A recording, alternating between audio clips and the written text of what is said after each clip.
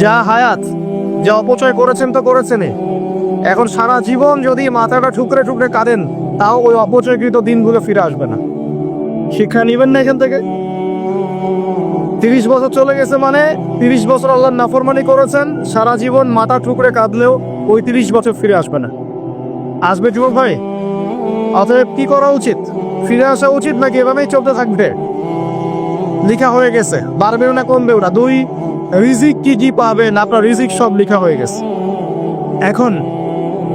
এখন আপনারা কি রিজিকটাকে হালাল পথে চাচ্ছেন না হারাম পথে? যদি হালাল পথে চান ওই অ্যামাউন্ট অফ রিজিকই পাবেন, যদি হারাম পথে চান ওই রিজিকই পাবেন, এর বাইরে যাবে না। রিজিক যাবে, যাহলে সবর করেন, আল্লাহ পাক হালাল পথেই রিজিক দিবে ইনশাআল্লাহ তাআলা। রিজিক বৃদ্ধির জন্য কিছু আমল আছে, তার মধ্যে শ্রেষ্ঠ আমল হচ্ছে নামাজ, এর সাথে চাষতের নামাজ পড়া।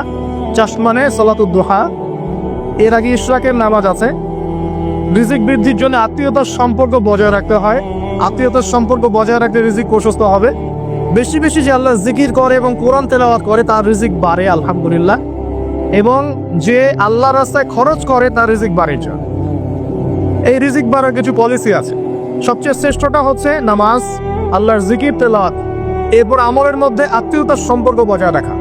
নবীজি বলছেন কেউ যদি চায় যে তার রিজিকটা লম্বা হোক, হায়াতটা লম্বা হোক, সে যেন আত্মীয়তার সম্পর্ক বজায় রাখে। আত্মীয়তার সম্পর্ক এখন আস্তে আস্তে নষ্ট হয়ে যাচ্ছে না? খেয়াল করে দেখেন, আত্মীয়তার সম্পর্ক আপনি বজায় রাখবেন।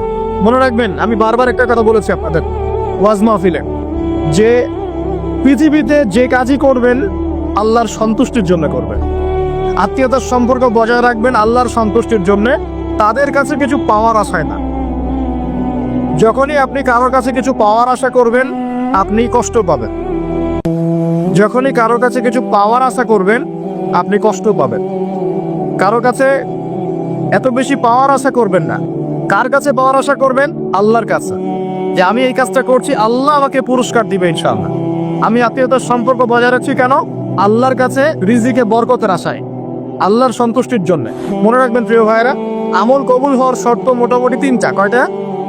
1 নম্বর, আমলগুলো হতে হবে আল্লাহর সন্তুষ্টির জন্য। 1। 2 নম্বর, আমলটা হতে হবে রাসূলুল্লাহ সাল্লাল্লাহু আলাইহি ওয়াসাল্লামের পদ্ধতিতে, অন্য কারো পদ্ধতিতে নয়। 3 নম্বর, আমলটা করার জন্য আপনার রিজিকটা হতে হবে হালাল। হারাম রিজিকের আমল আল্লাহর কাছে কবুল হয় না। আল্লাহ পাক আমাদের সবাইকে হালাল রিজিকের ব্যবস্থা করে দিন এবং রিজিকটাকে প্রশস্ত করুন, আমিন। তো রিজিক লেখা হয়ে গেছে 2। 3 নম্বর, লেখা হয়ে গেছে এ ব্যক্তি কি কি কাজ করবে দুনিয়ায়, এ ব্যক্তি দুনিয়ায় কি কি কাজ করবে সব লেখা হয়ে গেছে। এখন যদি একটা চোর বলে যে আল্লাহ পাক আমার তাকদীরে লিখেছিলেন যে আমি চুরি করব, তাই আমি চুরি করেছি। এখন যদি একজন ধর্ষক বলে আল্লাহ আমার তাকদীরে লিখেছিল যে আমি ধর্ষণ করব, তাই ধর্ষণ করেছি। এখন যদি যারা এই জনগণের কিছু সম্পদ আত্মসাৎ করে খেয়ে ফেলছে তারা যদি বলে আল্লাহ তাকদীরে লিখছিলেন জন্যই দুর্নীতি করেছি, তাহলে কথাটা কি হবে? গ্রহণযোগ্য হবে? এখন যদি দলিল দেয় তাকদীরে তো লেখা ছিল। এই আকীদাটার নাম হচ্ছে জাবারিয়া আকীদা। কি আকীদা? জাবারিয়া। এমন একজন ব্যক্তি উমর রাদিয়াল্লাহু আনহুর দরবারে এসেছিল। চোর চুরি করেছে, ধরা পড়েছে। উমর রাদিয়াল্লাহু আনহু বলেছেন হাত কেটে ফেলো। তখন সে বলছে যে আমার হাত তো কাটা যাবে না। কেন? আল্লাহ পাক তাকদীরে লিখেছেন আমি চুরি করব, তাই চুরি করেছে। উমর রাদিয়াল্লাহু আনহুর সামনে এই কথাটা বলেছে। আর উমর রাদিয়াল্লাহু আনহু কি বিচক্ষণ মানুষ ছিলেন না বোকাশোকা ছিলেন? বলেন, তার মতো শাসক পাওয়া যাবে? তার মতো আরো একজন শাসক আসবে ইনশাআল্লাহ পৃথিবীতে। তার নাম কি? নবী ঈসা আলাইহিস সালাম ইনশাআল্লাহ তাআলা। এবং তার আগে আরো একজন ইমাম আসবেন। তার নাম কি? তার নাম হচ্ছে মুহাম্মদ। কি নাম? তার নাম মুহাম্মদ, তার উপাধি হচ্ছে মাহদী। কখন আসবেন? যখন পৃথিবীতে যুদ্ধ বিগ্রহ ছড়িয়ে পড়বে, ব্যাপক আকারে মালহামা চলবে, তখন আসবেন। কাদের পক্ষে আসবেন? মুসলিমদের পক্ষে। কি উদ্দেশ্যে আসবেন? সারা বিশ্বে জুলুম তুলে ফেলার জন্য। এবং আরেকটা কি উদ্দেশ্য? ওই জেরুজালেম উদ্ধার করার জন্য। কোন জেরুজালেম? যেটা এখন ইহুদিরা দখল করে আছে। চারপাশে আরবরা, মাঝখানে ও কেমন করে দখল করে আছে? আরবদেরকে হাতের মুঠোয় নিয়ে নিয়েছে। এই কারণে মুনাফিকদের উপর টিকে আছে সে, এবং তার পশ্চিমা মিত্রদের উপর টিকে আছে। ঈসা আলাইহিস সালাম কেন আসবেন? এই জায়গাটা পুনরুদ্ধার করার জন্য। ঈসা আলাইহিস সালাম কি পরাজিত হবেন না বিজয়ী হবেন? কত বছর বিশ্বে শাসন করবেন? 40 বছর। এগুলো হবে বিশ্বে, এগুলো হওয়া এখনো বাকি আছে। আরো কি হবে? মুসলিমরা কনস্ট্যান্টিনোপল আবার জয় করবে। এই কনস্ট্যান্টিনোপলের মধ্যে ফিতনা দেখা দিবে অচিরেই, মুসলিমরা ওটা আবার দখল করবে ইনশাআল্লাহ তাআলা। আরো কি হবে? বললাম ভূমিকম্পের বছরগুলো আসবে সামনে, এবং মুতায়নুন শাদীদ, মহামারীও আসবে। আরো কি? বড় বড় 3টা ভূমিকম্প বাকি আছে এখনো। আগে বলেছি লেকচারে, একটা পৃথিবীর পূর্বে, একটা পশ্চিমে, একটা মাঝখানে। এগুলো এখনো বাকি আছে। বিশ্বে অনেক কিছু হওয়া এখনো বাকি আছে। এখন যা দেখছি এগুলোই সব না, এগুলো চলে যাবে। সময় কি হবে? চলে যাবে। আরো নতুন সময় আসবে ইনশাআল্লাহ তাআলা। আমাদের দায়িত্ব কি? আমাদের দায়িত্ব পরিস্থিতি বুঝে দিন ধরে রাখা, আমল করা এবং মানুষকে দিনের দিকে আহ্বান করা। আমরা যদি দায়িত্ব পালন না করি তাহলে কি হবে? আল্লাহ পাক আমাদেরকে সরিয়ে দিয়ে নতুন কওম নিয়ে আসবেন। আল্লাহ পাক সূরা মুহাম্মাদে বলেছেন, ওয়া ইন তাতাওয়াল্লাউ, তোমরা যদি মুখ ফিরিয়ে নাও, ইয়াস্তাবদিল কওমান গায়রাকুম, আল্লাহ পাক নতুন কওমকে তোমাদের জায়গায় স্থলাভিষিক্ত করবেন। সুম্মা লা ইয়াকুনু আমসালাকুম, তারা তোমাদের মতো হবে না, মানে আমাদের মতো অপদার্থ হবে না। উম্মার বিজয়ের শর্ত কি? আল্লাহ সূরা মুহাম্মাদই বলেছেন, ইন তানসুরুল্লাহ ইয়ানসুরুকুম, তোমরা আল্লাহর দ্বীনকে সাহায্য করো, তবেই আল্লাহ তোমাদেরকে সাহায্য করবে। ওয়া ইউসাব্বিত আকদামাকুম, তোমাদের পা আল্লাহ দৃঢ় করে রাখবেন। আমরা আল্লাহকে সাহায্য না করলে আল্লাহ পাক আমাদেরকে সাহায্য করবেন না। আল্লাহ পাক সূরা রা'দের মধ্যে বলেন, ইন্নাল্লাহা লা ইউগাইয়িরু মা বিকওমিন হাত্তা ইউগাইয়িরু মা বিআনফুসিহিম, আল্লাহ পাক কোন কওমের অবস্থা ততক্ষণ পরিবর্তন করেন না যতক্ষণ না সেই কওম তার নিজের অবস্থার পরিবর্তনের চেষ্টা করে। তাহলে আমাদের পরিবর্তন কেন হচ্ছে না? কারণ আমরা নামাজ ছেড়ে দিয়েছি। 90% মুসলিমের দেশে কত পার্সেন্ট নামাজ পড়ে চিন্তা করে দেখবেন। আমরা কোরআন ছেড়ে দিয়েছি। 90% মুসলিমের দেশে কত পার্সেন্ট বিশুদ্ধ করে কোরআন তেলাওয়াত করতে পারে? একটু খোঁজ নিয়ে দেখবেন। কোরআন সুমারি করে দেখেন, নামাজ সুমারি করে দেখেন, তাহলে বুঝতে পারবেন। আর যারা কোরআন পড়তে জানে তাদের মধ্যে কত পার্সেন্ট কোরআনের অর্থটা বোঝে? এটা আরো বড় বিষয়। তারপরে আবার কারা মেনে চলে? এটা আরো বড় বিষয়। আর আমরা কতজন মানুষ দিন ইসলামকে সামগ্রিক দিন হিসেবে মানি? এটাও একটা বড় বিষয়। আমরা মানি ঠিকই, আংশিক। যেমন ইবাদত বন্দেগী জীবনে মুসলমান, অর্থনৈতিক জীবনে গিয়ে আবার সুদখোর, এমন না বিষয়টা? এমন হয় না বিষয়টা? ইবাদত বন্দেগীর জীবনে আমি পাক্কা মুসলিম, কপালে সেজদার দাগ আছে মাশাআল্লাহ, দাড়ি টুপিও আছে মাশাআল্লাহ, কিন্তু ব্যবসায় গিয়ে মাপে কম দিচ্ছি না? ব্যবসায় গিয়ে আমি হারাম ভেজাল দিচ্ছি কিনা? এরকম হচ্ছে কিনা? হচ্ছে। কিন্তু সে কিন্তু মুসলিম এবং নামাজও পড়ে। তা আমাদের সমস্যা ভাই এখানেই। এখন এই সমস্যাটা সলভ করলে ইনশাল্লাহ সব সমস্যা সলভ হয়ে যাবে ইনশাল্লাহ। সমস্যাটা কি? আমরা ইসলামটাকে আংশিকভাবে মানি, পরিপূর্ণ জীবনে ইসলাম বাস্তবায়ন করতে পারছি না। আমি আপনি হয়তো কেউই পারছি না। ফখর করলে বলার নাই যে আমি খুব পারছি, আসলে আমিও পারছি না। কারণ এই যুগে এটা পারাটা খুব ডিফিকাল্ট। এই যুগে পারাটা কি খুবই কঠিন, কিন্তু এটাই তো এই যুগের চ্যালেঞ্জ। নবীজি বলেছেন, তোমাদের সামনে এমন যুগ আসছে যে যুগে ঈমান ধরে রাখাটা হাতের মধ্যে আগুন ধরে রাখার মতো হবে। তবে সুসংবাদ ওই যুগে তাদের জন্য যারা আমার সুন্নতকে আবার জীবিত করতে পারবে। যে আমার মৃত সুন্নতকে জীবিত করবে, আল্লাহ পাক তাকে 50 জন শহীদ সাহাবীর সমান নেকি আল্লাহ পাক ভালোবাসেন কিনা? তাহলে এই পুরো মহাবিশ্ব সৃষ্টি করে আল্লাহ পাক কি মহাবিশ্বের মধ্যে ভালোবাসা ছড়িয়ে দেন নাই? আল্লাহ রাব্বুল আলামিন 6 দিনে মহাবিশ্ব সৃষ্টি করে মহাবিশ্বের সব জায়গায় যার যার কাজ তাকে বুঝিয়ে দিলেন। কোন গ্রহ কি কাজ করবে, কোন সৌরজগৎ কেমন করে চলবে, দুনিয়া কিভাবে ঘুরবে, সূর্য কিভাবে উঠবে, চাঁদ কিভাবে আসবে, কোন মাখলুক কি কাজ করবে, ফেরেশতাদের কাজ কি হবে, ইত্যাদি ইত্যাদি। আল্লাহ পাক সমস্ত কাজ বুঝিয়ে দিলেন। সূরা আলিফ লাম মিম সেজদা, হামিম সেজদার মধ্যে আছে পুরো একটা। আল্লাহ পাক পুরো মহাবিশ্বের দায়িত্ব বন্টন করে দিলেন। এবার আল্লাহ রাব্বুল আলামিন কি করলেন শোনেন। আল্লাহ রাব্বুল আলামিন বলছেন, এই পুরো মাখলুক কায়নাত সৃষ্টি করার পর আল্লাহ পাক তার রহমতকে 100 ভাগে ভাগ করলেন। কত ভাগে? আল্লাহ পাকের দয়া, রহমত, ভালোবাসাকে 100 ভাগে ভাগ করলেন। ভাগ করে মাত্র এক ভাগ আল্লাহ পাক পুরো মহাবিশ্বে ছড়িয়ে দিলেন, বলেন সুবহানাল্লাহ। বাকি 99 ভাগ রহমত আল্লাহ পাক তার কাছে রাখলেন। এই এক ভাগ ভালোবাসার কারণেই এই যে সন্তান কান্না করলে মায়ের বুক ফেটে যায়, সন্তান অসুস্থ হলে বাবার বুক ফেটে যায়, যে বাবা সহজে চোখের পানি কাউকে দেখায় না, সেই বাবা জায়নামাজে দাঁড়িয়ে চোখের পানি ছাড়তে থাকে।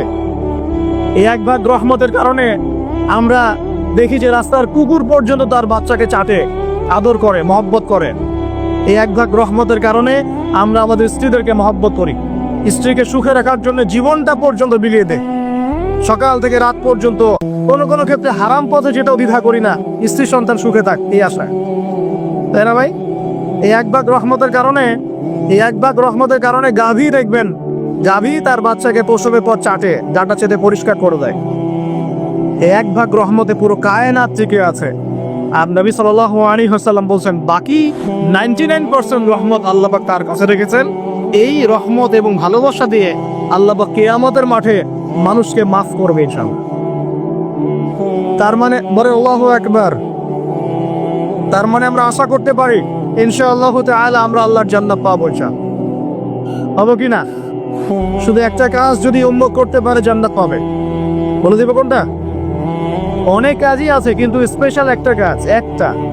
আল্লাহ রাব্বুল আলামিন মেরাজের রাতে তার নবীকে উঠিয়ে নিয়েছিলেন, উঠিয়ে নিয়ে কাছে নিয়ে আসছেন, একদম কাছে, আর যে আরশের কাছাকাছি। নবী সাল্লাল্লাহু আলাইহি ওয়াসাল্লাম বলছেন ওই সময় তার উপর 3টা স্পেশাল ওহী করা হয়েছে। কয়টা? 3টা। একটা হচ্ছে 50 ওয়াক্ত নামাজ। কত ওয়াক্ত? এটা কমতে কমতে কমতে কত ওয়াক্ত হয়েছে? 5। 5কেও কমানোর জন্য কোন নবী বলছিলেন? মুসা আলাইহিস সালাম বলছেন 5ও পারবে না, কমাই নিয়ে আসেন। 5ও সে পারবে না, মুসা আলাইহিস সালাম কেমন করে জানলেন? তার উম্মত 2 ওয়াক্ত নামাজ পড়ো। কয় ওয়াক্ত নামাজ পড়ো ছিল? ওই 2 ওয়াক্ত তার আদায় করতে পারে নাই। এই অভিজ্ঞতা থেকে তিনি বলেছেন যে আপনার উম্মত 5 ওয়াক্ত পারবে না। সত্যি না মিথ্যা কথাটা? আসলেই কি উম্মত 5 ওয়াক্ত নামাজ পড়তে পারছে? আচ্ছা, যাই হোক, আল্লাহ পাক আমাদেরকে পড়ার তৌফিক দান করুন। দ্বিতীয় ওহী হচ্ছে সূরা বাকারার শেষের 3টা আয়াত। কয় আয়াত? সূরা বাকারার শেষের 3 আয়াত ওহী করেছেন কে? আল্লাহ রাব্বুল আলামিন। কোন ব্যক্তি যদি রাতের বেলা সূরা বাকারার শেষের 3টা আয়াত পড়ে সারা রাত ইবাদত করে নাকি পাবে ইনশাআল্লাহ। আর 3 নাম্বারটা হচ্ছে স্পেশাল, সেটা হচ্ছে আল্লাহ পাক বলেছেন হে মুহাম্মদ সাল্লাল্লাহু আলাইহি ওয়াসাল্লাম, বলেন সাল্লাল্লাহু আলাইহি ওয়াসাল্লাম, তোমার উম্মতের কোনো ব্যক্তি যদি আসমান জমিনের সমান গোনা নিয়ে আমার সামনে দাঁড়ায়, আসমান জমিন সমান গোনা নিয়ে আমার সামনে দাঁড়ায়, কিন্তু আমার সাথে শিরকের পাপ নাই, আমার সাথে কোনো শিরকের পাপ করে নাই, ইনশাআল্লাহ আমি আল্লাহ তার সামনে আসমান জমিন সমান ক্ষমা নিয়ে হাজির হব ইনশাআল্লাহ। তার মানে আমরা যদি ইনশাআল্লাহ তাআলা শিরকের পাপ থেকে দূরে থাকতে পারি, ইনশাআল্লাহ আশা করা যায় আমরা আল্লাহর সন্তুষ্টি পাবো ইনশাআল্লাহ। এরপর আল্লাহ রাব্বুল আলামিন কি করলেন? আল্লাহ রাব্বুল আলামিন পুরো মহাবিশ্ব সৃষ্টি করে সব দায়িত্ব ভাগ করে দিলেন। ভাগ করে দেওয়ার পর আল্লাহ পাক জান্নাত জাহান্নাম সৃষ্টি করেছেন কিনা? আচ্ছা, জান্নাত এবং জাহান্নাম কার কার জন্য সৃষ্টি করেছেন বলেন? জিন আর মানুষ। আচ্ছা, এখন জান্নাতের চেয়ে কি শান্তির কোনো জায়গা আছে? আচ্ছা, এই জান্নাত কার জন্য সৃষ্টি করেছেন? জিন আর মানুষ। আচ্ছা, তাহলে আল্লাহ পাক মানব জাতিকে ভালোবাসেন কিনা? ভালোবাসেন কিনা? আপনি যখন কাউকে ভালোবাসবেন তাকে সবচেয়ে সুন্দর গিফট দিতে চাইবেন কিনা? তার জন্য সবচেয়ে ভালোটা কিনতে চাইবেন কিনা? আল্লাহ পাক জান্নাত তৈরি করেছেন কাদের জন্য? আমাদের জন্য। তার মানে আল্লাহ পাক আমাদেরকে ভালোবাসেন কিনা? অবশ্যই বাসেন। আল্লাহ রাব্বুল আলামিন জাহান্নামও তো সৃষ্টি করেছেন। এখন যদি বলি যে তাহলে আল্লাহ পাক কি আমাদেরকে ভালোবাসেন না, জাহান্নামে কিভাবে দিবেন? উত্তরটা কি হবে তাহলে? উত্তর হচ্ছে যে যদি আল্লাহ না করুক কোনো ব্যক্তি জাহান্নামে যায়, তাহলে বুঝতে হবে সেই ব্যক্তি জাহান্নামে যাওয়ার যোগ্য ছিল বলেই জাহান্নামে গিয়েছে। কথা কি বুঝতে পারছেন? আর যদি কোনো ব্যক্তি জান্নাতে যায় তাহলে বুঝতে হবে সেই ব্যক্তির উপর আল্লাহ পাক দয়া করেছেন বলেই সে জান্নাতে গিয়েছে। মানুষ তার আমল দিয়ে জান্নাতে যেতে পারবে না, আল্লাহর দয়া অনুগ্রহ দিয়ে জান্নাতে যাবে ইনশাআল্লাহ। আল্লাহ পাক আমাদের সবাইকে সেই দয়া অর্জন করার তৌফিক দান করুন। সামনে রহমত পাওয়ার একটা সুবর্ণ সুযোগ আসছে, সেটা হলো রমজান মাস। কি মাস? রমজান মাস। আমরা দোয়া করি আল্লাহ পাক আমাদের সবাইকে সুস্থতার সাথে রমজানের সবগুলো রোজা রাখার তৌফিক দান করুন।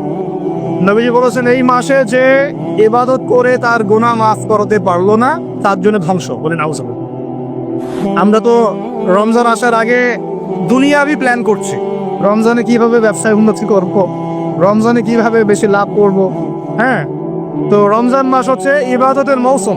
আল্লাহ পাক আমাদের সবাইকে রমজান মাসে 5 ওয়াক্ত নামাজ করার তৌফিক দান করুন, কোরআন তেলাওয়াত করার তৌফিক দান করুন, কোরআন বুঝে পড়ার তৌফিক দান করুন, তারাবির নামাজ জামাতে পড়ার তৌফিক দান করুন, এবং বেশি বেশি মানুষকে ইফতার করারও তৌফিক দান করুন। যাদের যাকাত ফরজ হয়েছে যাকাত দিচ্ছেন না, আল্লাহর ওয়াস্তে রমজান মাসে যাকাত দিয়ে দিবেন ইনশাআল্লাহ। আর আমি কিন্তু আগেই বলেছি, রমজান মাসে ভাই দ্রব্যমূল্যের দাম কিন্তু খুব চড়া ওঠানামা করুন। অতএব যাদের সামর্থ্য কম তাদের ঘরে ইফতার পৌঁছে দেওয়ার দায়িত্ব কার? যে আমাদের। যাদের সামর্থ্য আছে তারা, যারা সামর্থ্যবান নয় তাদের ঘরে ঘরে মাসের বাজার পৌঁছে দেবেন ইনশাআল্লাহ। আল্লাহ পাক তৌফিক না করুন, বলি আমিন। এবার দেখেন, আল্লাহ পাক সৃষ্টি করলেন আদম আলাইহিস সালাম তাকে। এর আগে আল্লাহ পাক জিন জাতি সৃষ্টি করেছেন, আমি ওইদিকে যাচ্ছি না, আমি মানুষের কথা বলছি। আদম আলাইহিস সালামকে আল্লাহ পাক কেমন করে সৃষ্টি করেছেন? আল্লাহ পাক সূরা সাদের মধ্যে বলেছেন যে খলাকতু বিয়াদাই, আমি আদমকে আমার হাত দিয়ে সৃষ্টি করেছি। কি দিয়ে? হাত দিয়ে। এটা কি ভালোবাসার বহিঃপ্রকাশ নয়? আল্লাহ পাক কি আমাদেরকে ভালোবাসেন না? ভালোবাসেন। আচ্ছা, এই দুনিয়াতে যত কিছু আছে, এই দুনিয়ার আকাশ বাতাস নদী নালা পানি অক্সিজেন সবকিছু কার জন্য সৃষ্টি করা হয়েছে? গরু ছাগলদের জন্য, মানুষের জন্য। মূল দায়িত্ব কার? মূল অধিকার কার? মানুষের নয় কি? তাহলে এই পুরো বিষয়গুলো কি আল্লাহ পাকের ভালোবাসার বহিঃপ্রকাশ নয়? হ্যাঁ। আচ্ছা, এবার আসেন, আল্লাহ পাক আদম আলাইহিস সালামকে সৃষ্টি করে সমস্ত নাম শিক্ষা দিয়েছেন। এই যে নাম শিখানো মানে জ্ঞান শিখানো, এই জ্ঞান শিখানোটা কি আল্লাহর দয়া ভালোবাসা নিদর্শন নয়? একটু ধরা দিচ্ছি আপনাদেরকে। এবার সামনে আসেন, আল্লাহ পাক ফেরেশতাদের সামনে তাকে উপস্থাপন করলেন, করে বললেন সব ফেরেশতা তোমরা যারা আছো সিজদা করো আদমকে। এই যে আমাদের পিতাকে সম্মানিত করা হচ্ছে, এটা কি ভালোবাসার বহিঃপ্রকাশ নয়? এবার আমাদের পিতাকে সম্মানিত করা হলো, ইবলিস সিজদা করলো না, সে কিয়াস করলো, বাতিল কিয়াস যুক্তি দিল আমি তার চেয়ে শ্রেষ্ঠ ইত্যাদি। আল্লাহ পাক ইবলিসকে অভিশপ্ত করলেন, আমাদের পিতা তাকে জান্নাতে রাখলেন। এই যে জান্নাতে রাখলেন, এটা কি আল্লাহ পাকের ভালোবাসা নয়? এবার আল্লাহ পাক আদম আলাইহিস সালামের পাঁজর থেকে সৃষ্টি করলেন তার স্ত্রী হাওয়া আলাইহিস সালামকে। ওই যে শুরুতে বলেছি, স্রষ্টা একা থাকতে পারলেও সৃষ্টি কি পারবে? এই জন্য আদম আলাইহিস সালামের পাঁজর থেকে তার স্ত্রীকে সৃষ্টি করা হয়েছে, উভয়ের মাঝখানে ভালোবাসা দিয়ে দেওয়া হয়েছে। এই জেনা ভালোবাসা নিদর্শন নয়, বিয়ে শাদী হচ্ছে ভালোবাসার নিদর্শন। আল্লাহ পাক বলেছেন সূরা রুমের মধ্যে, ওয়াজআলা বাইনাহুমা মাওয়াজ্জাতা ওয়া রাহমা, আমি আল্লাহ স্বামী স্ত্রীর মধ্যে ভালোবাসা এবং হৃদ্যতা সৃষ্টি করে দিয়েছি। বলেন সুবহানাল্লাহ। তার মানে এই হারাম সম্পর্ক যেটা দেখছেন, এটা হলো একটা জেনার পথ।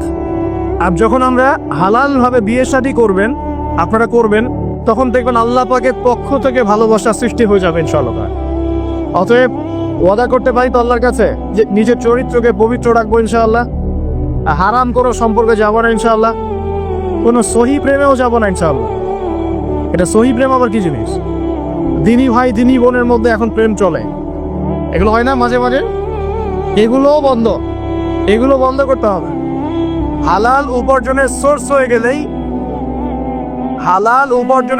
হয়ে গেলেই দিনদার মেয়েটাকে বিয়ে করে ফেলবেন ইনশাআল্লাহ। অন্য কোনো পথে যাবেন না, কোনো হারাম পথে যাবেন না। ওয়াদা করেন ইনশাআল্লাহ? রাজি আছেন তো ইনশাআল্লাহ? আল্লাহ কবুল করুন, আমিন। আর বিয়ের সময় অবশ্যই দিনদারিতা দেখবেন, অন্য কিছু না। অন্য কিছু পরে, দিনদারিতা আগে। দিনদারিতা আছে, নামাজ পড়ে পর্দা করে মাশাআল্লাহ সব দিক ঠিক আছে, তারপরে দেখবেন আপনি অন্য কিছু, তার আগে নয়। কথা ঠিক আছে? একইভাবে মেয়েদের ক্ষেত্রেও, যে আগে দেখবেন না ছেলে কত বড় চাকরি করে, ছেলের কত বড় বাড়ি আছে গাড়ি আছে, এটা পরে। আগে দেখবেন ছেলে নামাজি কিনা, সুন্নত আছে কিনা, ইসলামের জন্য তার সফট কর্নার আছে কিনা, ইসলাম প্র্যাকটিস করে কিনা, এগুলো আগে দেখবেন। এগুলো না দেখলে কি হবে জানেন? বিয়ের 1 বছর 2 বছর পরেই বুঝতে পারবেন দুনিয়াটা জাহান্নাম হয়ে গেছে। না, দুনিয়াতেই তখন জাহান্নামের আযাবের সাধ্য করতে হবে। না, আল্লাহ পাক আমাদেরকে হেফাজত করবেন, আমিন। তো এই যে আল্লাহ পাক আদম আলাইহিস সালামের পাঁজর থেকে সৃষ্টি করলেন কাকে, এবং ভালোবাসা দিয়ে দিলেন উভয়ের মাঝখানে, এটা কি আল্লাহ পাকের দয়া নয়? আল্লাহ পাক ভালোবাসেন না? এবার দেখেন, গাছের কাছে যেতে নিষেধ করলে, আমি তো শর্ট করে বলছি, গাছের কাছে যেতে নিষেধ করলে তোমরা জান্নাতে থাকো, খাও, যা ইচ্ছা করো, কিন্তু ওয়ালা তাকরাবু হাদিহি শাজারা, এই গাছের কাছেও যাবে না। এটা পরীক্ষা, জাস্ট একটা পরীক্ষা। এখানে কিন্তু বলা হচ্ছে গাছের কাছেও যাবে না, বলা হচ্ছে না যে গাছের ফল খাবে না। ঠিক যেমন আল্লাহ বলেছেন তোমরা জেনার কাছেও যাবে না।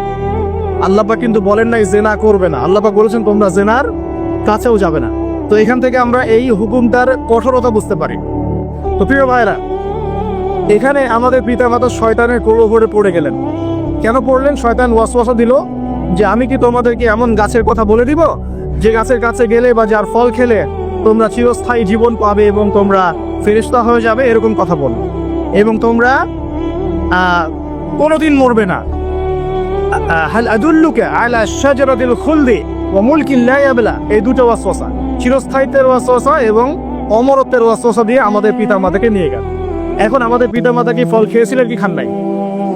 আচ্ছা, এখন আল্লাহ পাকের দৃষ্টিতে অন্যায় হয়েছে কিনা? এরপরে আমাদের পিতামাতা কি করলেন? বললেন রব্বানা যালামনা আনফুসানা ওয়া ইল্লাম তাগফির লানা ওয়া তারহামনা লানাকুনান্না মিনাল খাসিরিন। এই যে দোয়াটা তারা করলেন, এই দোয়াটা করার পরে আল্লাহ পাক কি তাদেরকে মাফ করে দিয়েছেন কি দেন নাই? বলেন, কথা বলেন। আল্লাহ পাক মাফ করে দিয়েছেন কি দেন নাই? এই যে অন্যায় করার পরেও আল্লাহ যে ক্ষমা করে দেন, মানে গুনাহ করার পরেও যে আদম সন্তানকে আল্লাহ পাক মাফ করে দেন, এটা কি আল্লাহ পাকের রহমত, দয়া কি নয়? আচ্ছা, এটা আল্লাহ পাকের নিদর্শন ছিল ভালোবাসার। এরপর আল্লাহ পাক দুনিয়াতে পাঠিয়ে দিলেন, কারণ এটা পরীক্ষা।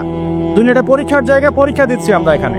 এখন পরীক্ষার ক্ষেত্রে কি আল্লাহ পাক আমাদেরকে একা ছেড়ে দিয়েছেন? আল্লাহ পাক কি আমাদেরকে একা ছেড়ে দিয়েছেন? না, আল্লাহ পাক দুনিয়াতে পাঠিয়ে আমাদেরকে গাইডলাইন দিয়েছেন কিনা, কিভাবে চলতে হবে, কি করা যাবে কি করা যাবে না, কিভাবে চলবো কিভাবে চলবো না। আল্লাহ পাক কি ওহী নাজিল করেছেন কিনা? এই ওহী নাজিল করাটা কি আল্লাহ পাকের রহমত কিনা, আল্লাহ পাকের দয়া কিনা, ভালোবাসা কিনা? আল্লাহ পাককে একা ছেড়ে দিয়েছেন না নবী রসুল পাঠিয়েছেন? এই যে নবী রসুলদেরকে পাঠিয়েছেন, এই নবী রসুলগণকে আল্লাহর পক্ষ থেকে রহমত কিনা? বলেন। না হলে আমরা কি করতাম? দুনিয়াতে কেমন করে চলতাম, কিভাবে পথ খুঁজে পাইতাম, কেমন করে ইবাদত করতাম, আমরা কি জানতে পারতাম? আল্লাহ পাক রহম করে, ভালোবেসে, দয়া করে নবী রসুল পাঠিয়েছেন, আসমানি কিতাব পাঠিয়েছেন, বলেন সুবহানাল্লাহ। এখন এই নবীদের সিলসিলায় আল্লাহ পাক যে সর্বশেষ নবী মুহাম্মদ সাল্লাল্লাহু আলাইহি ওয়াসাল্লামকে পাঠিয়েছেন, এইটা দয়া কিনা? এটা আল্লাহ পাকের দয়া নয়? আল্লাহ পাকের রহমত নয়? আল্লাহ পাক কি বলেন নাই যে তিনি হচ্ছেন রাহমাতুল লিল আলামিন, তিনি পুরো বিশ্ব জগতের রহমত নয় কি? আচ্ছা, এখন আমাদেরকে যে আল্লাহ পাক নবী মুহাম্মদ সাল্লাল্লাহু আলাইহি ওয়াসাল্লামের উম্মত বানালেন, এটা কি আরো বড় রহমত কিনা? বলেন তো। জান্নাতে যাবে 120 কাতার মানুষ। কত কাতার?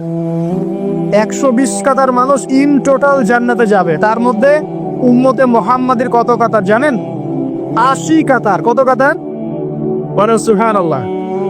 তাহলে এটা কি আল্লাহ পাকের দয়া নয়? আল্লাহ আমাদেরকে ভালোবাসেন না? আচ্ছা, আল্লাহ পাক যে আমাদের কাছে তাওরাত, জাবুর, ইনজিল না পাঠিয়ে আল কোরআনের মতো কিতাব পাঠিয়েছেন, যে কিতাবের সমস্ত সমাধান আছে, এটা আল্লাহ পাকের রহমত, দয়া নয়, ভালোবাসা নয়? আচ্ছা, এখন আল্লাহ পাক দুনিয়াতে চলার জন্য আমাদেরকে জীবন দিয়েছেন, হায়াত দিয়েছেন, সুস্থতা দিয়েছেন, পরিবার দিয়েছেন, আমাদের ব্যবসা বাণিজ্য দিয়েছেন, আমাদের স্ত্রী সন্তান দিয়েছেন, আমাদেরকে চলাফেরা করার ক্ষমতা দিয়েছেন। একটা চোখ নষ্ট হয়ে গেলে বুঝতে পারে মানুষের কত কষ্ট হচ্ছে, একটা পা না থাকলে বুঝতে পারে কত কষ্ট হচ্ছে। এই করোনার সময় যারা শ্বাস নিতে পারে নাই, তাদের কত কষ্ট হয়েছে।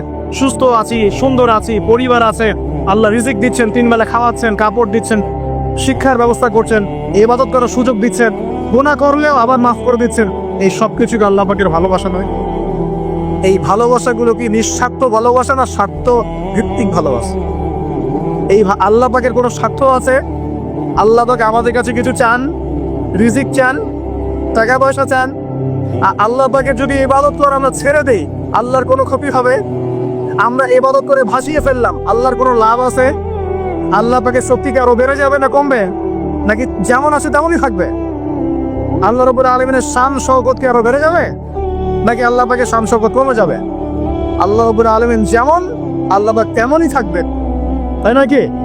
আল্লাহ পাকের যে বিশাল খাজানা আছে, আমরা যদি ইবাদত করে ভাসিয়ে ফেলি, খাজানা কি বেড়ে যাবে? আমরা যদি সবাই ইবাদত করা ছেড়ে দেই, খাজানা কমে যাবে? আল্লাহ পাকের কোনো স্বার্থ আছে আমাদের ভালোবাসার? কোনো স্বার্থ নাই। তাহলে আল্লাহ পাক এই পুরো বিশ্ব জগৎ সৃষ্টি করেছেন নিঃস্বার্থভাবে, তার স্বার্থ ছাড়া। এত অসংখ্য নেয়ামতে আমাদেরকে ভর্তি করে রেখেছেন আমাদের স্বার্থে, তার কোনো স্বার্থ নাই। কোনো স্বার্থ আছে? এই পরীক্ষায় পাশ করলে আমরা আবার জান্নাতে যাব ইনশাআল্লাহ। ওই জান্নাতে যাওয়ার পরে কি আমাদের স্বার্থ থাকবে না আল্লাহ পাকের স্বার্থ থাকবে? সুবহানাল্লাহ। এই এতটুকু যদি বুঝতে পারি, আল্লাহ পাক একমাত্র সত্তা যিনি আমাদেরকে প্রকৃত অর্থে ভালোবাসেন। বাকি যত কিছু আছে আমাদের চারপাশে, এই ভালোবাসাগুলোর পিছনে একটা একটা স্বার্থ থাকে। কথা বুঝতে পারছেন না মনে হয়? সন্তানকে অনেক ভালোবাসেন, বুঝলাম, পিতামাতা, কিন্তু এই সন্তান যদি আপনার মনের মতো করে না চলে, একসময় কিন্তু আপনিও সন্তানের উপর রুষ্ট হবেন না? স্ত্রীর জন্য এত কিছু করছেন, দেখবেন কোনো একদিন আপনি করতে পারলেন না, দেখবেন সেদিনই আপনাকে একদম ধুয়ে রেখে দিল। এমন হয় কি না? তা আমাদের ভালোবাসাগুলোর পিছনে কোনো স্বার্থ থাকে কিনা? আর এই যে জেনা চলছে, এই জেনার মধ্যে মূল স্বার্থটা কি? যৌনতা। মূল স্বার্থ কি? ছেলেও চায় মেয়েকে ভোগ করতে, মেয়েও চায় ছেলেকে ভোগ করতে, এবং বলে না না এটা পবিত্র ভালোবাসা, আমরা বিয়ে করার জন্যই জেনা করেছি, নাউজুবিল্লাহ। তাই না? বলে না, আমরা তো বিয়ে করব, সমস্যা কি? তো ফ্রি মিক্সিং করলে কি সমস্যা? তাহলে বিয়ে যদি করবা তাহলে মেলামেশা বিয়ের পরেই করো, ব্যাস, নিঃস্বার্থ প্রমাণ হবে। বিয়ে যদি করার উদ্দেশ্য থাকে তাহলে বিয়ের আগে আর দেখা সাক্ষাৎ করো না, কথা ওটা বলো না, একবার বিয়ে করো তারপরে করো, তখন দেখবেন না না এটাতে রাজি না। তার মানে ছাত্র এখানে আছে, তাহলে নিঃস্বার্থভাবে কে আমাদেরকে ভালোবাসে? অতএব প্রিয় ভাইয়েরা এবং বোনেরা যারা শুনছেন লেকচার, নিঃস্বার্থভাবে যে সত্তা আমাদেরকে ভালোবাসেন সেই সত্তাকে ভালোবাসতে শিখুন। আল্লাহ পাক তৌফিক দান। এখন আল্লাহ পাক আমাদেরকে কিছু কিছু ক্ষেত্রে ভালোবাসতে বলেছেন, যেমন আল্লাহ পাক তার দিনকে ভালোবাসতে বলেছেন, আল্লাহ পাক তার নবীকে ভালোবাসতে বলেছেন, আল্লাহ পাক আমাদের পিতা মাতাকে ভালোবাসতে বলেছেন, আল্লাহ পাক আত্মীয়তার সম্পর্ক রক্ষা করতে বলেছেন, আল্লাহ পাক রক্তের সম্পর্ক বজায় রাখতে বলেছেন, আল্লাহ পাক স্ত্রী সন্তানকেও ভালোবাসতে বলেছেন। আল্লাহ পাক কিন্তু তার রাস্তায় জানমাল ব্যয় করে আল্লাহর পথে দাওয়াত এবং জিহাদ করতে বলেছেন। এখন এগুলো আল্লাহ বলেছেন বলে আমরা করব, আল্লাহ পাক ভালোবাসতে বলেছেন বলে আমি ভালোবাসবো, কিন্তু উদ্দেশ্য হবে আল্লাহর সন্তুষ্টি অর্জন করা। আমি কেন আমার মাকে ভালোবাসি? বিকজ আমার মায়ের পায়ের নিচে আমার জান্নাত। আল্লাহ ভালোবাসতে বলেছেন তাই বাসে। আমি কেন বাবাকে ভালোবাসি? আল্লাহ ভালোবাসতে বলেছেন তাই ভালোবাসি। আমি কেন আমার স্ত্রীকে ভালোবাসবো? কারণ আল্লাহ পাক ভালোবাসতে বলেছেন তাই বাসবো। আমি কেন আমার সন্তানকে ভালোবাসবো? আল্লাহ পাক বলেছেন নেককার সন্তান আমার জন্য ওসিলা হবে, এই জন্য ভালোবাসবো। আল্লাহ পাক আমাকে বলেছেন নবীকে ভালোবাসতে, আমি নবীকে ভালোবাসবো। আল্লাহ পাক যে বিষয়গুলোকে ভালোবাসতে বলেছেন আমরা অবশ্যই ভালোবাসবো চান, কিন্তু আল্লাহ পাকে আমাকে হারাম এই 14ই ফেব্রুয়ারির এই ভ্যালেন্টাইন্স ডেকে ভালোবাসতে বলেছেন। আল্লাহ পাক ইহুদি খ্রিস্টানদের সংস্কৃতিকে ভালোবাসতে বলেছেন। আল্লাহ পাকে জেনা করতে বলেছেন, এই ফ্রি মিক্সিং করতে বলেছেন। আল্লাহ পাক পতিত করে রক্ষাতে বলেছে, গার্লফ্রেন্ডকে ফুল দিতে বলেছে। আল্লাহ রাব্বুল আলামিনকে বলেছে বিয়ের আগে শারীরিক সম্পর্ক করো। আল্লাহ পাক বলেছে যে আজকে সকালে সম্পর্ক করো, কালকে ব্রেকআপ, তারপর আরেকটা মেয়ের সাথে, তারপর আরেকটা ছেলের সাথে। আল্লাহ পাক ফোনে এসব প্রেম করতে বলেছে। আল্লাহ পাক এগুলো হারাম করেছেন, বাস আমি করবো না, সিম্পল। নিজের প্রবৃত্তি অনেক কিছু চাইবে, নিজের প্রবৃত্তিকে আল্লাহর সামনে আত্মসমর্পণ করার নাম হচ্ছে ইসলাম। মন যা চায় তা করা যাবে না। কেন? কারণ আমি কারাগারের জীবনে বসে আছি। কারাগারের মধ্যে মন যা চায় তাই করা যাবে। এই কাজগুলো কখন করব? আমি বিয়ে শাদী করার পরে করব। বিয়ে শাদী করবেন, আপনি স্ত্রীকে নিয়ে ঘোরেন, স্ত্রীকে নিয়ে আল্লাহর সৃষ্টি দেখেন, স্ত্রীকে নিয়ে আপনি বাইকে ঘোরেন, রিক্সায় ঘোরেন, চটপটি খান, ফুচকা খান, আইসক্রিম খান, কোনো সমস্যা নেই। এবার তো যুবকরা বলবো যে ভাই বিয়ে শাদী তো দেয় না, কি করব? আমি পরামর্শ দিচ্ছি বড় ভাই হিসেবে, প্রথমে হালাল রিজিকের সোর্স করতে হবে। রিজিকের সোর্স না করে বিয়ে করা যাবে না, আত্মসম্মান থাকবে না। তাহলে পুরুষ মানুষের আত্মসম্মান কখন চলে যায়? যখন হাত পাততে হয় তখন। যখন আপনি রিজিকের সোর্স তৈরি করেছেন, আপনি স্বাবলম্বী, আপনি মাশাআল্লাহ মাসে 10-20-30 হাজার টাকা আর্ন করেন, বা 1 লাখ 2 লাখ টাকা আর্ন করেন, আলহামদুলিল্লাহ, কারো কাছে হাত পাততে হয় না, সবাই দেখবেন আপনাকে সম্মান দিবে। যখন আপনার অন্যের কাছে হাত পাততে হবে তখন দেখবেন স্ত্রীও সম্মান করছে না। তো এই জন্য ডিগনিটি আগে, ডিগনিটি ফার্স্ট। আপনার ডিগনিটি অর্জন করতে হলে একটা হালাল উপার্জনের সোর্স লাগবে, এক। তারপরে পিতামাতাকে বোঝানোর চেষ্টা করবেন। যদি কাউকে পছন্দ করেও থাকেন, না দেখেই বা শুনে যে হ্যাঁ ওখানে একজন দিনদার মেয়ে ইত্যাদি, তাহলে পারিবারিকভাবে বিয়ের প্রস্তাব পাঠাবেন, নিজে পণ্ডিতি করতে যাবেন না, পারিবারিকভাবে পাঠাবেন। যদি রাজি হয় আলহামদুলিল্লাহ, রাজি না হলে কি নিজে নিয়ে পালাই যাবেন? এই কাজ করতে যাবেন না। ইস্তেখারা করবেন। কি করবেন? ইস্তেখারা, 2 রাকাত নফল নামাজ পড়ে আল্লাহর কাছে দোয়া করবেন। হিসনুল মুসলিম বইটা কিনবেন, ওখানে দেখবেন ইস্তেখারার দোয়া আছে। ইস্তেখারা মানে হচ্ছে আল্লাহর সাথে পরামর্শ করা। আল্লাহ আমি এই কাজটা করতে চাচ্ছি, যদি কাজটা আমার জন্য ভালো হয়, আমার দুনিয়া আখিরাতের জন্য ভালো হয়, আল্লাহ কাজটাকে তুমি সহজ করে দাও, আল্লাহ কাজটার মধ্যে বরকত দান করে দাও। আর যদি এই কাজটা দুনিয়া আখিরাতের জন্য খারাপ হয়, আল্লাহ তুমি কাজটাকে সরায় দাও, আমাকেও কাজটা থেকে সরায় দাও। এটা হচ্ছে ইস্তেখারা। এই দোয়া বেশি বেশি করলে ইনশাল্লাহ আল্লাহর পক্ষ থেকেই ফয়সালা হবে। আর এই জায়গায় বেশি ব্যতিব্যস্ত হবেন না। অনেক সময় কিন্তু ফ্যান্টাসিতে ভুগি আমরা, অস্থির হয়ে যাই। অস্থির হলেই ডিসিশন নিতে ভুল হবে, অস্থির হলেই ডিসিশন নিতে ভুল হবে। স্থির থাকতে হবে। নিজেকে স্থির রাখার জন্য কি করবেন? বেশি বেশি নফল রোজা রাখবেন। বেশি বেশি কি করবেন? নফল রোজা রাখবেন।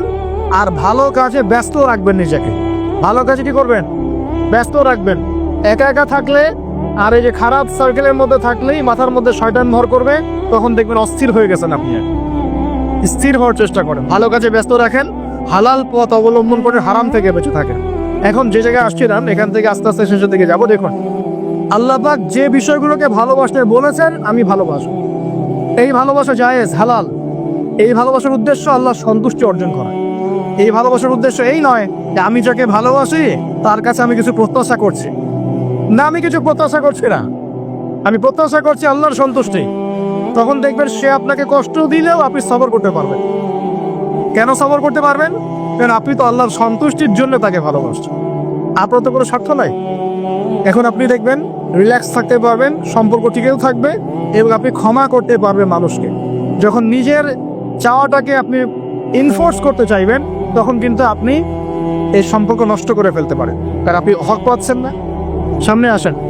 এবার আমরা কি ওয়াদা করতে পারি যুবক ভাইরা, ইনশাআল্লাহ তাআলা আমরা হারাম পথে যাব না, হালাল পথে থাকবো। এই পশ্চিমাদের এই মদতপৃষ্ঠ এই সো কল্ড ভালোবাসা দিবসের এই স্রোতে আমরা গা ভাসাবো না। আমরা কি ওয়াদা করতে পারি? আমরা কি ওয়াদা করতে পারি যে ইনশাআল্লাহ আমরা হালাল ভাবে বিয়ে শাদী করবো, কোনো হারামে যাবো না ইনশাআল্লাহ? এই সমাজ থেকে জেনা বন্ধ করতে হবে, এই সমাজ থেকে ফ্রি মিক্সিং বন্ধ করতে হবে, এই সমাজ থেকে সমস্ত পতিতালয়কে বন্ধ করতে হবে। বন্ধ করে আমরা সামাজিক উদ্যোগ নিয়ে প্রয়োজনে আমাদের পলিটিক্যাল পাওয়ারকে কাজে লাগিয়ে সমস্ত পতিতালয়গুলো বন্ধ করে ওই মেয়েদের রিজিকের জন্য আমরা বিকল্প ব্যবস্থা করবো ইনশাআল্লাহ। আমরা টাকা পয়সা একত্রিত করে তাদের জন্য কর্মসংস্থান করতে পারি না? এগুলো কাজ করে নারীর অধিকার প্রতিষ্ঠা করা যায় না? নাকি রাস্তাঘাটে গেলে স্লোগান দিয়ে প্রতিষ্ঠা করা যাবে?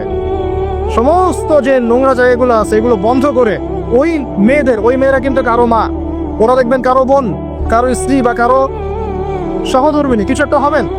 তারাও কিন্তু মানুষ, তারাও মানুষ, হয়তো অন্ধকার জগৎ হারিয়ে গেছে, দালালের খপ্পলে পড়েছে বা পেটের দায় পরে কাজ করছে। যদি আমরা তাদের জন্য বিকল্প ব্যবস্থা করে দিতে পারি, আল্লাহ পাক আমাদেরকে তৌফিক দান করুন, তাদের জন্য কর্মসংস্থানের ব্যবস্থা করতে পারি, একটা মেয়েও এই হারাম পরে যাবে না ইনশাআল্লাহ। আমরা কি এভাবে নারীর অধিকার প্রতিষ্ঠা করতে পারি না? আমরা কি এতিম মেয়েদের দায়িত্ব নিয়ে করতে পারি না? আমরা কি সমাজের বিধবা মেয়েদেরকে বিয়ে করতে পারি না? তালাকপ্রাপ্ত মেয়েদের দায়িত্ব নিতে পারি না? মেয়েদের অধিকার নিয়ে অনেক কথা বলা হয়, কিন্তু এই কথাগুলো থাকে খালি বুলি, বাস্তবতা নাই। বাস্তবে কয়জন ছেলে এতিম একটা মেয়েকে বিয়ে করে দেখিয়েছে? কয়জন ছেলে একটা বিধবা মেয়েকে বিয়ে করার সাহস করেছে? কয়জন ছেলে একটা তালাকপ্রাপ্ত একটা মেয়েকে বিয়ে করে দেখিয়েছে হ্যাঁ আমি তার দায়িত্ব নিলাম? কয়জন করেছে এগুলো? শুধু এসব বুলিয়ে আওড়ালে হবে না, আমাদেরকে কাজ করে দেখাতে হবে। আল্লাহ পাক তৌফিক দান। আবার কিছু কিছু মানুষ এখন আবার ফ্যান্টাসিতে ভুগছে আর কি, যে একাই 4-5 জনের দায়িত্ব নিয়ে ফেলবে। শোনেন, কিছু কিছু বিষয় কোরআন হাদিসে আছে ঠিকই, কিন্তু যারা এই পথে পা বাড়ায় নাই তাদের অভিজ্ঞতা অত বেশি নয় যারা পা বাড়িয়েছে। অতএব ফ্যান্টাসি বাদ দেন। আমি পরামর্শ দেই, দিনদার মুত্তাকি একজন মনের মতো ভালোবাসার স্ত্রী যদি পেয়ে যান, তাকে নিয়ে দুনিয়ার জীবনটা কাটিয়ে দেন। ডানেও দেখতে যায় না, বামেও দেখতে যায়, কারণ সবাই সবকিছু করতে পারবে না। সবাইকে আল্লাহ পাক একই রকম ফিজিক্যাল, মেন্টাল, ইকোনমিক্যাল সামর্থ্য দেন নাই, তাই সবাইকে সব করতে হবে না।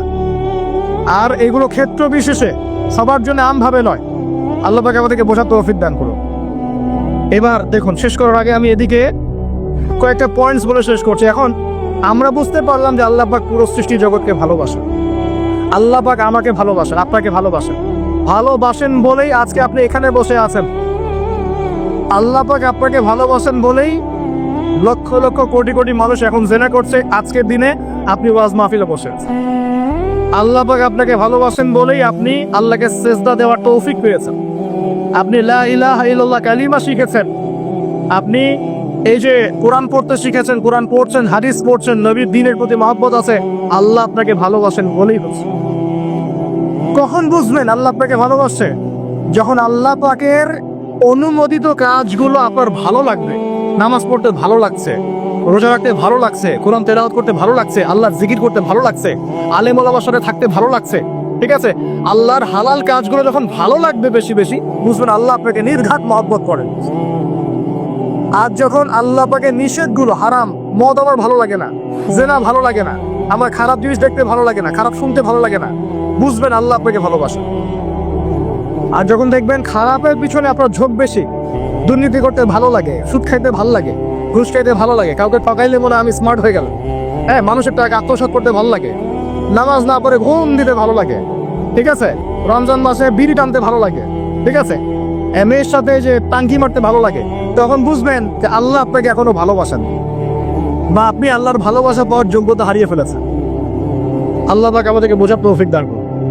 এখন আসি, আল্লাহ পাক এবং তার রাসূল আমাদেরকে এমন কি কি কাজ বলেছেন যেই কাজগুলো করলে আমরা সরাসরি আল্লাহর ভালোবাসা পাবো। জানার দরকার আছে কি নাই? আমি অল্প কয়েকটা কাজগুলো শেষ করছি। এক নাম্বার, আল্লাহ এবং তার রাসূল আমাদেরকে জানিয়েছেন আমরা যদি তাওহীদের উপর থাকতে পারি, একত্ববাদ, লা ইলাহা ইল্লাল্লাহ, আল্লাহর ভালোবাসা পাবো ইনশাআল্লাহ। যে ব্যক্তি শিরকের পাপে লিপ্ত আছে সে আল্লাহর ভালোবাসা পাবে না, যতক্ষণ না সে তওবা করে ফিরে আসে। অতএব আল্লাহর ভালোবাসা পাওয়ার জন্য এক নম্বর কাজ কি ভাই? আল্লাহর তাওহীদের কালিমা লা ইলাহা ইল্লাল্লাহ এর উপর থাকা, শিরক বাদ দেওয়া। শিরক সম্পর্কে জানার জন্য একটা বই পড়েন, কিতাবুত তাওহীদ। কি নাম বললাম?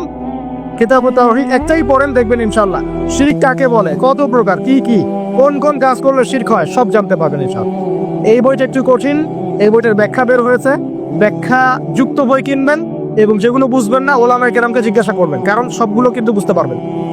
এক নম্বর। দুই, নবী সাল্লাল্লাহু আলাইহি ওয়াসাল্লামের অনুসরণ করলে আল্লাহ আমাদেরকে ভালোবাসবেন। দলিল, আল্লাহ পাক সূরা আলে ইমরানের মধ্যে বলছেন 31 নম্বর আয়াতে আল্লাহ বলছেন, কুল, হে নবী আপনি বলে দিন, ইন কুনতুম তুহিব্বুনাল্লাহ, তোমরা যদি, হে আদম সন্তান, হে উম্মতে মুহাম্মাদি, তোমরা যদি আল্লাহর ভালোবাসা পেতে চাও, ফাত্তাবিউনি, তোমরা আমাকে অনুসরণ করো। কাকে? আমাকে বলতে কাকে? রাসূলুল্লাহ সাল্লাল্লাহু আলাইহি ওয়াসাল্লামকে। তাহলে কি হবে? ইউহিব্বুকুমুল্লাহ, আল্লাহ পাকও তোমাদেরকে ভালোবাসবেন বলে সুবহানাল্লাহ। আল্লাহ আমাকে ভালোবাসবেন ইনশাআল্লাহ। আর কি? ইয়াগফির লাকুম যুনুবাকুম, আল্লাহ পাক তোমাদের সমস্ত গুনাহ মাফ করে দিবেন। আল্লাহু গফুরুর রহিম, আল্লাহ পাক পরম করুণাময়, অসীম দয়ালু। তার মানে আল্লাহকে পাওয়ার, আল্লাহর ভালোবাসা পাওয়ার দুই নাম্বার কি মাধ্যম? নবী সাল্লাল্লাহু আলাইহি ওয়াসাল্লামের সুন্নাত অনুযায়ী জীবন করা। ভাই শুরু করবো কোত্থেকে? শুরু করবেন চেহারা থেকে। কোত্থেকে? চেহারায় দাড়ি ছেড়ে দেবো ইনশাআল্লাহ, রাজি আছি তো? গোফ ছোট করে ফেলবো ইনশাআল্লাহ, রাজি আছি তো ইনশাআল্লাহ? চেহারায় সেজদার দাগ থাকবে ইনশাআল্লাহ, তার মানে নামাজি হতে হবে, ঠিক আছে? পোশাক পরিচ্ছদ হবে রাসূলুল্লাহ সাল্লাল্লাহু আলাইহি ওয়াসাল্লামের মতো, জিলে ঢালা মুত্তাকিদের পোশাক। চুল হবে কার মতো? মেসি নেইমারের মতো, নাকি রাসূলুল্লাহ সাল্লাল্লাহু আলাইহি ওয়াসাল্লামের মতো? এখনকার ছেলে পেলে মাঝখানে চুল রাখে, ডান দিক বাম দিক ছিলে ফেলে। সময় এই আমলগুলো করতেন, তাই আমি করব। আমার নবী এইভাবে ওযু করতেন, এইভাবে করব। আমার নবী এইভাবে ইস্তেনজা করতেন, পেশাব পায়খানা করতেন, ওইভাবে করব। এই যে এখনকার ইংলিশ টয়লেট, এই ইংলিশ টয়লেটে বসে নবীর মতো ইস্তেনজা করা যায় না। যাবে? ওলামায়ে কেরামকে জিজ্ঞাসা করেন, নবী সাল্লাল্লাহু আলাইহি ওয়াসাল্লাম বাম পায়ে ভর দিয়ে ইস্তেনজা করতেন। কোন পায়ে? এখন বসেন ইংলিশের উপরে, বাম পায়ে কেমনে বসবেন? সম্ভব? ওই যে আমি বলি, এটা মজা করে বলি, কষ্ট থেকেও বলি, একদম বৈশ্বিক পলিটিক্যাল সিস্টেম থেকে শুরু করে বাথরুমের টয়লেট পর্যন্ত সবকিছুই চলছে পশ্চিম আদর্শে। সবকিছু, এভরিথিং, একদম বাথরুমের কমোড পর্যন্ত। এখন তো কমোড উঠাই দিচ্ছে, এখন সামনে একটা বালতি রেখে দেয় গামলার মতো, এখানেই পেশাব করতে হয়। দেখেন নাই মনে আপনারা, দেখবেন অচিরে এগুলো আসতেছে সামনে, দাঁড়ায় বসার কোনো সুযোগ নেই। আর সবগুলো মাপ সমান। কারো হাইট যদি 6 ফুট, কারো 5 ফুট হয়, তখন কি হবে? অ্যাডজাস্ট করতে হবে ধরে তখন, নাকি? যুবকরা বুঝতে পারছে, তখন কাউকে লম্বা হতে হবে, কাউকে খাটো হতে হবে, মাপ তো সমান। সবার মাপ যদি সমান না হয়, এখন কি হবে? আল্লাহ পাক বোঝার তৌফিক দান। এইগুলো শয়তানি না বলেন, বসে ইস্তেনজা করতে হয় না? বসে ইস্তেনজা না, এই পেশাবে ছিটা ফোটার কারণে কবরে আযাব হয় না? আপনারা হাদিসে জানেন না, নবীজি একটা কবরের পাশ দিয়ে যাচ্ছেন, তিনি থেমে গেলেন, থেমে গিয়ে বলছেন এই কবর দুটোতে আযাব হচ্ছে। কি হচ্ছে? কবরের আযাব তিনি জানলেন কেমন করে? আল্লাহ পাক তাকে জানিয়েছেন, আল্লাহ পাক তাকে খবর দিয়েছেন এই কবর দুটো কি হচ্ছে? আযাব। নবীজি বলছেন এই কবর দুটোতে বড় কোনো পাপের কারণে আযাব হচ্ছে না। সাহাবীরা বলছে তাহলে কি কারণে হচ্ছে ইয়া রাসূলুল্লাহ? তিনি বলছেন একজন পেশাব পায়খানা করে, পেশাব করে, স্পেশালি পেশাব করে এই ছিটা ফোঁটা থেকে সে সতর্ক থাকতো না। পেশাব করে ওই যে বলেন আমাদের ছেলেরা প্যান্ট খারাপ ভাই, নামাজে যেতে পারবো না, নামাজে ডাকলে বলে ভাই প্যান্ট নষ্ট। তোমরা ভালো করে হাদিসে শোনো, এই ব্যক্তি বড় কোনো পাপ করে নাই, সে পেশাব করার পরে পবিত্র হতো না, মানে এর ছিটা ফোঁটা থেকে সাবধান থাকতো না, এই কারণে কবরে আযাব দেওয়া হচ্ছে, বলেন নাউজুবিল্লাহ। অন্য হাদিসে নবীজি বলেন বেশিরভাগ কবরের শাস্তি পেশাবের ছিটা ফোঁটার কারণে হয়ে যায়। আস্তাগফিরুল্লাহ, বলেন নাউজুবিল্লাহ। এই টয়লেটগুলোর মধ্যে পেশাবের ছিটা ফোঁটা লাগে না, নাপাকি লাগে না, এগুলো শয়তানি না বলেন? আরেকটা হচ্ছে আরেকটা কবর, সেই কবরে তিনি বলছেন এই কবরে আযাব দেওয়া হচ্ছে এই ব্যক্তি চগলখুরি করতো। কি করতো? চগলখুরি, মানে একজনের কথা আরেকজনকে লাগাইতো, আরেকজনের কথা আরেকজনকে লাগাই। এই কাজ করে না এখন সমাজের মানুষ? এই কাজ কিছু ফেসবুক আর ইউটিউবারও করো তোমরা। একজনের ভিডিও আরেকজনের বাসায় লাগাই দাও, আরেকজনের আরেকজনে লাগাই দাও, এই করে উম্মার মধ্যে বিভক্তি সৃষ্টি করতেছে। কিছু কিছু কারণে এইসব কারণেও রেস্ট্রিকশন দিতে হয়েছে আমাদেরকে, কিছু মনে করবেন না। কারণ আমরা দেখেছি এর গুড সাইড যেমন আছে, ব্যাড সাইড আরো বেশি আছে। এটাকে নিয়মতান্ত্রিক ভাবে ইউজ করতে না পারলে ফিতনা বাড়তে থাকে। আল্লাহ পাক আমাদেরকে বোঝার তৌফিক দান। প্রিয় ভাইয়েরা, প্রতিটা কাজ সুন্নত মতো করবো আমরা ইনশাআল্লাহ। এখন শুধু কি আমরা এই চেহারা, সুরত, ইস্তেঞ্জা, খাওয়া দাওয়া এগুলোই নবীর মতো করে করবো, নাকি আমাদের ব্যবসা, সমাজ, পরিবার, ইবাদত সবই করবো? এই জায়গায় সমস্যা। সমস্যা কি? আমরা মাশাআল্লাহ দাড়ি টুপি রাখতে রাজি আছি, কিন্তু ব্যবসায়িক জীবনে হারাম ছাড়তে রাজি নাই, অর্থনৈতিক জীবনে সুদ ছাড়তে রাজি নাই, ঘুষ দুর্নীতি ছাড়তে রাজি নাই। আল্লাহ আমাদেরকে ছাড়ার তৌফিক দান করুন। আল্লাহ পাক আমাদেরকে পরিপূর্ণভাবে নবীর সুন্নাত পালন করার তৌফিক দান করুন। 1 নাম্বার আল্লাহর ভালোবাসা পাওয়ার মাধ্যম তাওহীদ, 2 নাম্বার নবীর সুন্নাত, 3 নাম্বার বেশি থেকে বেশি কোরআন তেলাওয়াত করা। কি করা? আমার সাথে বলেন, বেশি বেশি কি করা? কোরআন তেলাওয়াত করা। কেন? কারণ কোরআন হচ্ছে আল্লাহর কালাম। কোরআন কার কালাম? কোরআনের মধ্য দিয়ে আপনি আল্লাহর সাথে কথা বলতে পারবেন, বলেন সুবহানাল্লাহ। এভাবে যখন কোরআন পড়বেন বুঝে বুঝে, আপনি আল্লাহর সাথে সরাসরি কথা বলবেন ইনশাআল্লাহ। এই কোরআনের মধ্য দিয়ে আল্লাহর ভালোবাসা পাওয়া যাবে ইনশাআল্লাহ। সর্বশ্রেষ্ঠ নফল আমলের মধ্যে একটা হচ্ছে কি? আল কোরআন তেলাওয়াত করা। আল্লাহ পাক আমাদেরকে তেলাওয়াত করার তৌফিক দান করুন। 3টা বললাম। 4 নাম্বার বেশি থেকে বেশি আল্লাহর জিকির করা। কি করা ভাই? চলতে ফিরতে উঠতে বসতে অলওয়েজ সুবহানাল্লাহ, আলহামদুলিল্লাহ, লা ইলাহা ইল্লাল্লাহ, আল্লাহু আকবার, লা হাওলা ওয়ালা কুওয়াতা ইল্লা বিল্লাহ, এগুলো চলতে থাকবে। ঠিক আছে ইনশাআল্লাহ? চলতে ফিরতে পড়বেন আল্লাহুম্মা সাল্লি আলা মুহাম্মদ, আল্লাহুম্মা বারিক আলা মুহাম্মদ। ঠিক আছে? হাসবি আল্লাহু ওয়া নি'মাল ওয়াকিল, রাদিতু বিল্লাহি রাব্বান ওয়া বিল ইসলামি দীনান ওয়া বি মুহাম্মাদিন নাবিয়্যা। যত জিকির আজকার আছে চলতে ফিরতে অলওয়েজ পড়তে থাকবেন। لا إله إلا الله وحده لا شريك له له الملك وله الحمد وهو على كل شيء قدير أستغفر الله الذي لا إله إلا هو الحي القيوم وأتوب إليه لا حول ولا قوة إلا بالله। এগুলো পড়তে থাকবেন। যে যত বেশি আল্লাহ জিকির করবে তার কলবে আল্লাহ তত বেশি নূর দিবেন ইনশাআল্লাহ। আর যার কলবে যত বেশি নূর, সে তত বেশি আল্লাহর ভালোবাসা, মহব্বত পাবে ইনশাআল্লাহ। কয়টা বলছি ভাই? 4টা। 1 নাম্বার কি ছিল? তাওহীদ। 2 নাম্বার নবীর সুন্নাত। 3 নাম্বার বলেন কোরআন তেলাওয়াত করা। 4 নাম্বার বেশি বেশি আল্লাহর জিকির করা। 5 নাম্বার স্পেশালি 5 নাম্বার বেশি বেশি আল্লাহর কাছে তওবা করা। কি করা? যে আল্লাহর কাছে তওবা করে আল্লাহ তাকে মহব্বত করেন। আলহামদুলিল্লাহ, যে আল্লাহর কাছে তওবা করে আল্লাহ তাকে মহব্বত করেন। আমাদের নবীজি প্রত্যেক দিন 70 থেকে 100 বার আল্লাহর কাছে তওবা করতেন, বলে সুবহানাল্লাহ। মানা যাবে তো ইনশাআল্লাহ? 6 নাম্বারটা হচ্ছে বেশি বেশি নামাজ আদায় করা। কি করা?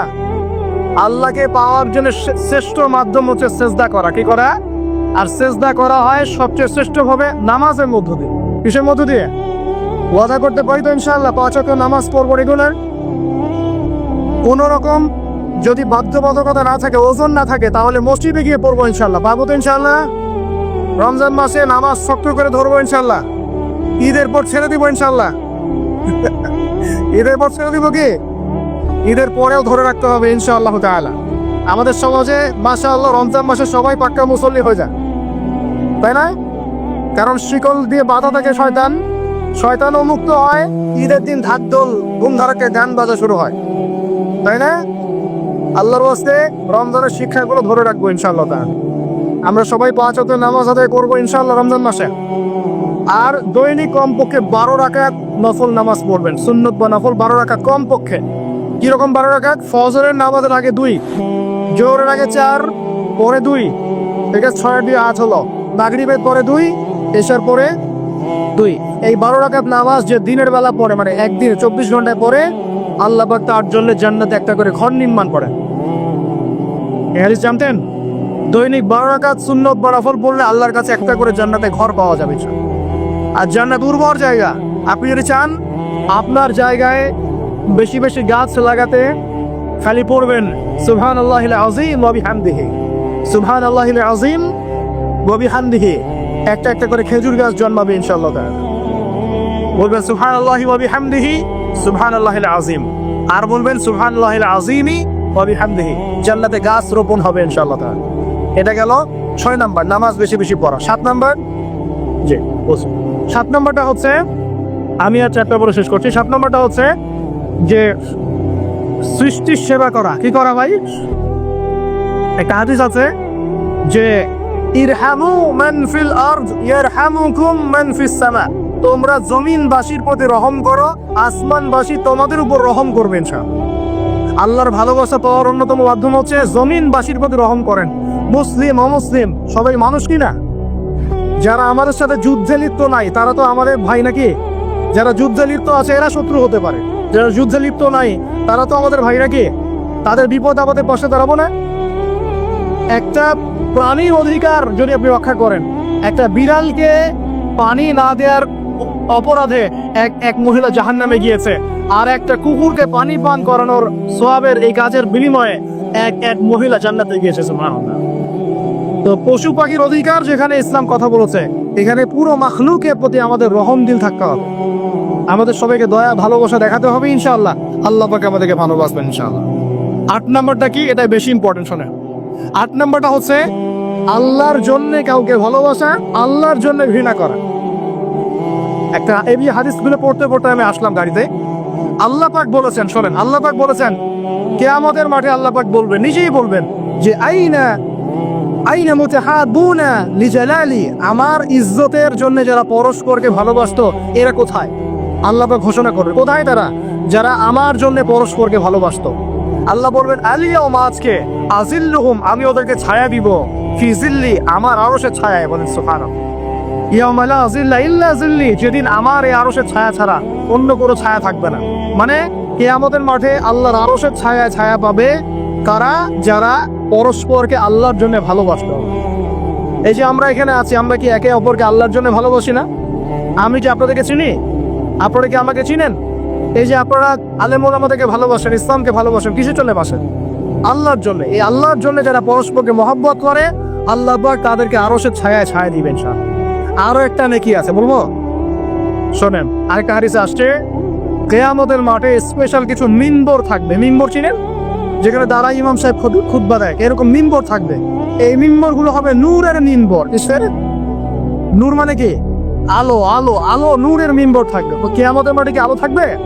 এমনিতে মাঠটা তো অন্ধকার। ওই অন্ধকার মাঠে নূরের মিম্বর আল্লাহ পাক দিবেন কাদেরকে? যারা পরস্পরকে এই আল্লাহর জন্য মহব্বত করত। আর নবীগণ শহীদগণ তাদের দিকে তাকায় থাকবে, তাকে নবীগণ শহীদগণ পর্যন্ত এই মানুষগুলোকে দেখে ঈর্ষা করবে, কাশ আমরা যদি এমন হতে পারি। চিন্তা করেন, আল্লাহর জন্য পরস্পর মহব্বতকারীদেরকে আল্লাহ পাক এমন সম্মান দিবেন যেটা দেখে নবীগণ পর্যন্ত ঈর্ষা করতে থাকে। তাহলে আমরা কি আল্লাহর জন্য পরস্পরকে মহব্বত করতে পারি কিনা? এটা হলো 8। 9 নাম্বার, আল্লাহর জন্যই ঘৃণা করতে হবে। আল্লাহর জন্য ঘৃণা কেমন? যেমন কেউ ইসলামকে পছন্দ করে না, কটূক্তি করে, ইসলামের এইটা ভালো না ওইটা ভালো না, ইসলামের সাথে দুশ্মনী করে ভিতর থেকে বাইরে থেকে, আপনি ওদেরকে ভালোবাসতে পারবেন না। যদি আল্লাহর দুশ্মনদের সাথে আপনার ভালোবাসা থাকে, তাহলে আপনি আল্লাহর দুশ্মনের কাতারে অন্তর্ভুক্ত হয়ে যান। এখন বলেন দেখি, সারা বিশ্বে ইসলামের দুশ্মন কারা? বলেন। গায়রিল মাগদুবি আলাইহিম ওয়ালাদ-দাল্লিন, মাগদুব কারা, দল্লিন কারা? এটা তো অনেকেই জানে না। সাহাবীরা বলছে, ইয়া রাসূলুল্লাহ, এখানে যে আমরা বলছি গায়রিল মাগদুবি আলাইহিম ওয়ালাদ-দাল্লিন, আল্লাহ আমাদেরকে মাগদুবদের থেকে বাঁচাও, দল্লিনদের থেকে বাঁচাও। মাগদুব আর দল্লিন কারা ইয়া রাসূলুল্লাহ? নবীজি বলছেন আল মাগদুব, মাগদুব হচ্ছে হুমুল ইহুদি, ইহুদিরা হচ্ছে মাগদুব যাদের উপর আল্লাহর গজব পড়েছে। আর দল্লিন হুমুল নাসারা, নাসারারা হচ্ছে দল্লিন কারণ তারা আল্লাহ পাকের সন্তান সাব্যস্ত করেছে। ঈসা আলাইহিস সালামকে আল্লাহ সন্তান বলেছে, বলেন নাউজুবিল্লাহ। এখন সারা বিশ্বে এরা মুসলিমদের সাথে দুশমনি করছে না? আর আমরা যদি ব্যক্তিগতভাবে, সামাজিকভাবে বা পলিটিক্যালি ওদের সাথে বন্ধুত্ব করে চলি, আমরা কি আল্লাহ দুশ্মনদের সাথে শরীক হলাম না? খুব খেয়াল রাখতে হবে। আল্লাহর জন্য ভালোবাসা, আল্লাহর জন্য দুশ্মনী, আল্লাহ পাক আমাদেরকে বোঝার তৌফিক দান করুন। এবং সবশেষ যেটা 10 নম্বর, সেটা হলো আল্লাহওয়ালা মানুষ যারা, সেই মানুষদের সাথে মহব্বত রাখলে আল্লাহ আপনাকে ভালোবাসবে। আল্লাহওয়ালা মানুষের সাথে মহব্বত রাখতে চান, নাকি আপনার এই জেনাকারী গার্লফ্রেন্ডের সাথে আপনি মহব্বত রাখতে চান? কার সাথে মহব্বত রাখতে চান? মনের ভিতর থেকে সমস্ত রকম হিংসা, বিদ্বেষ, অহংকার, রিয়া, পরশ্রীকাতরতা এগুলোকে দূর করার তৌফিক আল্লাহ পাক দান করুন। আমরা দোয়া করি আল্লাহ পাক সবাইকে তাওহীদপন্থী হওয়ার তৌফিক দান করুন, নবীর সুন্নতের উপর আমল করার তৌফিক দান করুন। কেউ উঠবেন না, বসেন। নবী সাল্লাল্লাহু আলাইহি ওয়াসাল্লামের উম্মত হিসেবে তার সুন্নতকে সর্বোচ্চ অগ্রাধিকার দেওয়ার তৌফিক দান করুন। আল্লাহ পাক আমাদের সবাইকে আল্লাহ যাদেরকে ভালোবাসতে বলেছেন তাদেরকে ভালোবাসার তৌফিক দান করুন। আল্লাহ পাকে বেহায়া দিবসের সব বেহায়ামি থেকে আমাদেরকে হেফাজত করুন। এই নগ্নতা, অশ্লীলতা, পর্নোগ্রাফি, হারাম সম্পর্ক থেকে আল্লাহ আমাদেরকে বাঁচাক। আল্লাহ পাক আমাদেরকে মাদক থেকে বাঁচাক। আল্লাহ পাক আমাদেরকে পরস্পরকে আল্লাহর জন্য ভালোবাসার তৌফিক দান করুন।